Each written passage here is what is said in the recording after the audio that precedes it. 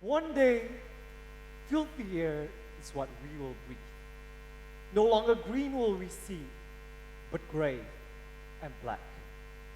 One day, it is not going to be money that we fight for, but it will be oxygen.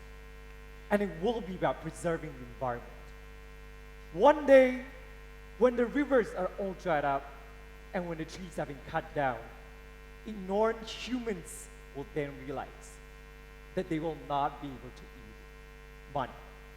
Ladies and gentlemen, my name is Daniel, and I'm a survivor.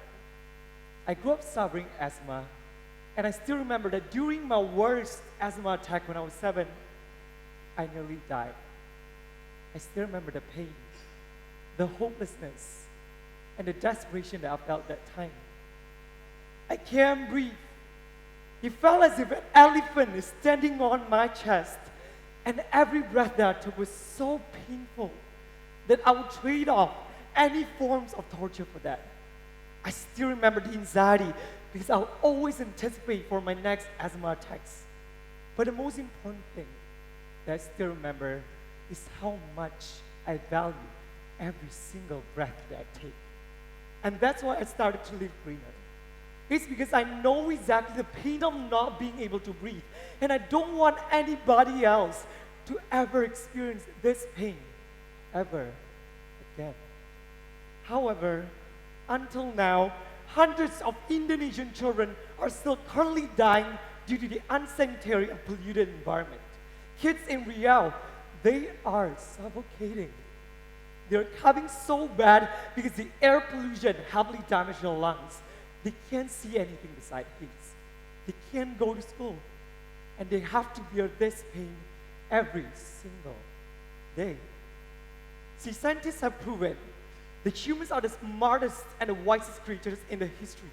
But really, are we smart? Are we wise? Because if we're smart, then why are we still trapped in this cycle? If we're wise, why do we trade off our future for a moment of convenience?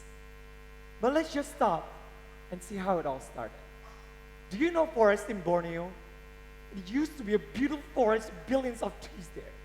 But do you know what we did to them? We burned them down.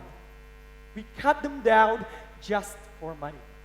We have burned down and cut down more than 840,000 hectares of Indonesian forest, and we still call it a revolution. Ironic. But let's take another example. Plastic. Over 60,000 pounds of plastic enters our ocean each day. Plastic is poisoning our food. It's poisoning our ocean. But let's face it, it's not plastic's fault. It's our fault.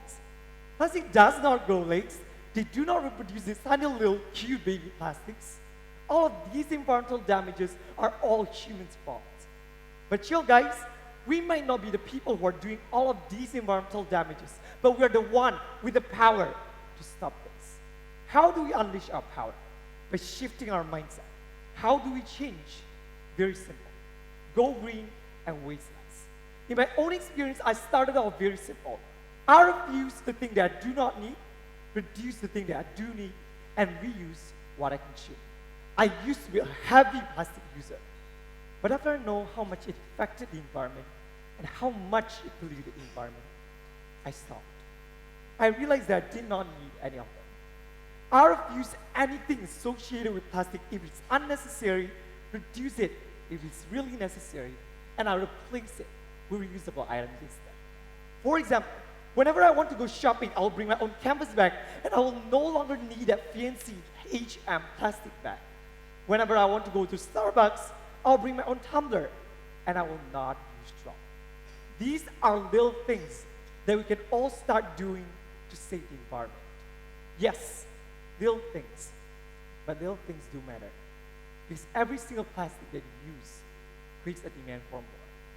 My name is Daniel. I'm a survivor. But I know my power alone is not enough to save the environment. And this is the purpose of my speech. I want you to join me to work together to make Indonesia cleaner and greener. Once again, my name is Daniel. I want to make Indonesia a better home to live in. raise up your hand if you want to join me. Thank you.